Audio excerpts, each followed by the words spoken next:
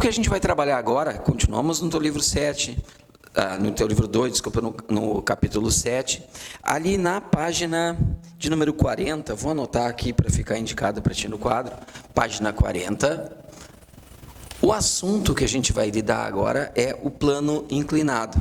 Tá? Só que antes de falar do plano inclinado, eu quero resgatar contigo um pouquinho da matemática.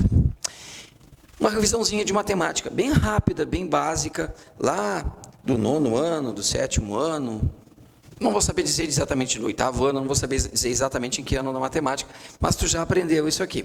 Vamos supor que eu tenho aqui um triângulo retângulo. Ele está desenhadinho assim de forma proposital, a gente vai fazer uso disso aí daqui a pouco, dessa forma. Então está aqui o meu ângulo de 90 graus. Esse lado aqui, a gente chama de hipotenusa, é isso? É o lado oposto ao ângulo de 90 graus. E esses dois lados aqui a gente chama de catetos. Se eu definir este ângulo aqui como sendo um ângulo cujo nome é aquela letrinha ali, a letra θ, esse cateto aqui forma o ângulo θ junto com a hipotenusa, a gente chama de cateto adjacente. E o que está na frente do ângulo θ, de frente a ele, a gente chama de cateto oposto. Então, o cateto adjacente está aqui, o cateto oposto está aqui. Por definição, nas chamadas razões trigonométricas, a gente chama de seno de um ângulo θ, a razão entre o cateto oposto, a razão é a divisão, né? E a hipotenusa. Já o cosseno do ângulo θ, a gente define como sendo a divisão, a razão entre o cateto adjacente e a hipotenusa. Então, isso é uma definição, é assim. Vamos dar nome aqui. Vou chamar isso aqui, esse H aqui, carinhosamente de P. A hipotenusa eu vou chamar de P. Esse CA aqui, eu vou carinhosamente chamar de PY. E esse CO, o cateto oposto, eu vou chamar de PX. PX. Por que que a gente vai usar essa nomenclatura ali, no plano inclinado? Então, eu tenho aqui o seno do ângulo θ. Com esses nomes para esses lados do triângulo retângulo que a gente tem aqui, o seno do ângulo θ seria o cateto oposto ao ângulo θ, PX, é o que está na frente, dividido pela hipotenusa, que é o P. Se eu quiser saber quem é o PX, o PX vai ser igual ao P seno de θ. A gente vai usar isso aqui daqui a pouquinho. Agora, o cosseno, usando os nomes que eu dei para esse triângulo retângulo, os lados do triângulo retângulo. O cateto adjacente, quero saber quem é o cosseno do ângulo θ. Esse angulinho que está aqui. O cateto adjacente ao ângulo θ, esse aqui, que é o PY, dividido por quem? Pela hipotenusa, que é P. Se eu quiser isolar o PY vai ser igual ao P cosseno de θ. Então, aqui eu tenho o PY, P cosseno θ. Então, aqui a gente fez uma revisãozinha breve para lembrar o que é o seno e o cosseno e onde é que eu cheguei nessas relações. Certo? Agora eu vou trabalhar com plano inclinado. Vamos pensar que eu tenho uma rampa. Agora vamos para a física. Eu tenho uma rampa. E tem um corpo ali. Nessa rampa ele pode estar parado, ele pode estar descendo, ele pode estar subindo, pode estar descendo com velocidade constante ou subindo com velocidade constante, força resultante zero. Ele pode estar descendo com velocidade variada, subindo com velocidade variada, força resultante diferente de zero, leis de Newton. Vamos identificar forças que atuam sobre esse corpo. Eu sei que esse corpo é verticalmente puxado pela Terra. Então, esse puxão que a Terra dá no corpo, a gente chama de peso.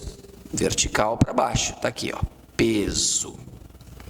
Certo? Esse corpo está encostado nesse plano inclinado, ele está apoiado aqui. Então, ele está empurrando o plano inclinado para cá.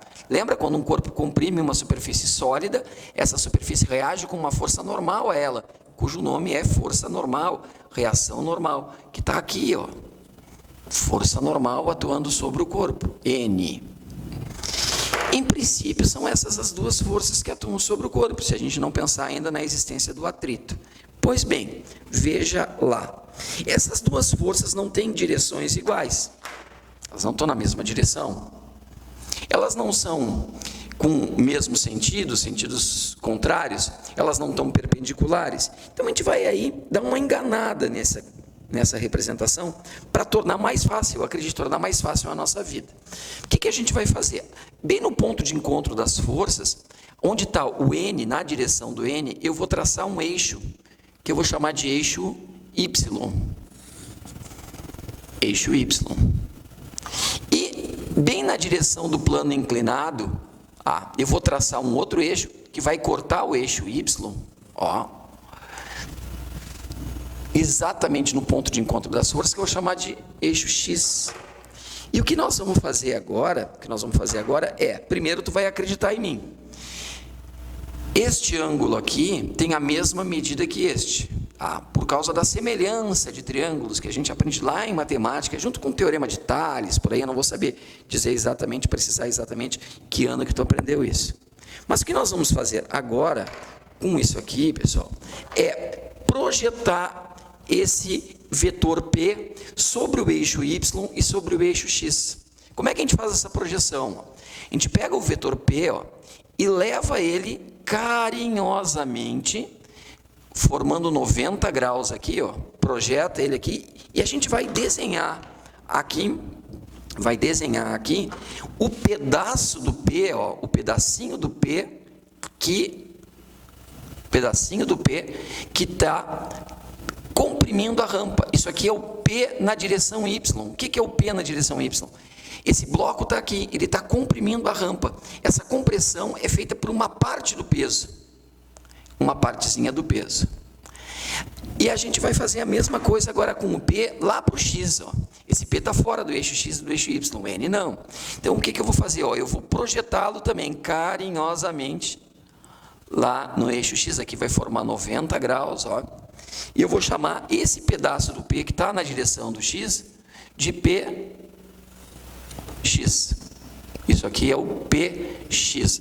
De fato, PY e PX não são forças, são partes da força-peso, são pedaços da força-peso.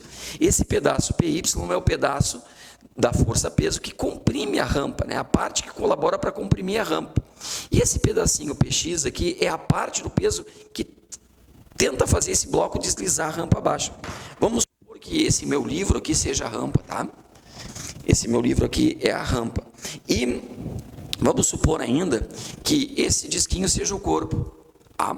Então, não sei se tu consegue, vamos pegar melhor aqui. O apagador seja o corpo, tá? O apagador é o corpo. Está aqui, certo? Então, tem uma parte desse peso, que aponta para baixo, que faz com que o livro seja empurrado para cá. Aí a força normal é para cima. Essa parte do peso é o pedaço do peso que eu chamo de PY. E tem uma parte do peso que tende a fazer esse apagador deslizar a rampa abaixo, que é o PX. Quanto mais de pé eu deixar a rampa, maior vai ficar a tendência do apagador deslizar, maior é o PX. Quanto mais deitado, maior é a compressão que o bloco vai fazer sobre a rampa, maior é o PY. Então, à medida que eu aumento a inclinação, o PX vai ficando maior e o PY vai ficando menor. À medida que eu diminuo a inclinação, o PY vai ficando maior e o PX vai ficando menor, certo? Bom, mas e aí? Como é que eu calcularia o PY? Como é que eu calcularia o PX? Tu consegue identificar aqui, um triângulo retângulo semelhante a esse aqui? Então, observa, aqui eu tenho um triângulo retângulo, aqui está a minha hipotenusa P, aqui está o meu cateto adjacente ao ângulo θ, PY, e aqui está o meu cateto que mede tanto quanto o PX, que é o cateto oposto. Então, se eu quiser saber quem é o P na direção X, o P na direção X é isso aqui, que mede tanto quanto isso. Ele é o cateto oposto. Eu conheceria a hipotenusa. Então, eu vou trabalhar com o seno do ângulo θ. O que é o seno do ângulo θ? É o cateto oposto ao ângulo θ, que é o PX, sobre a hipotenusa, que é o P. Então, o PX é o P seno de θ. Esse é o PX. Quero calcular o PY, No meu triângulo retângulo aqui com o ângulo θ, o PY é o cateto adjacente, o ângulo θ, e o P é a hipotenusa. Então, eu vou trabalhar com o cosseno do ângulo θ. O que é o cosseno do ângulo θ? É o cateto adjacente, que é o PY, sobre a hipotenusa, que é o P. Então, eu vou isolar o PY vai ser igual ao P cosseno θ. Está aqui o PY, P cosseno θ. O que nós vamos ter com certeza aqui, pessoal? O PY vai ser numericamente igual a normal. O PY é a parte do peso que comprime a rampa. Tá? O PY é numericamente igual a normal. E o PX? Bom, o PX depende de uma série de fatores. Depende de uma série de fatores. De uma série de fatores que a gente vai ter que analisar frente a uma eventual questão que trate de plano inclinado, certo? Mais adiante, a gente vai identificar aí alguns videozinhos que eu vou colocar, aí não hoje ainda, mas vou colocar, talvez ainda hoje, mas não na aula de hoje, não vão estar disponíveis agora para vocês, já, imediatamente, vídeos de exemplos que já estão resolvidos no teu livro, para explicar, então, algumas aplicações do plano inclinado. Tá legal? Segue com a gente tem mais videoaula para trabalhar, tem mais aplicações das leis.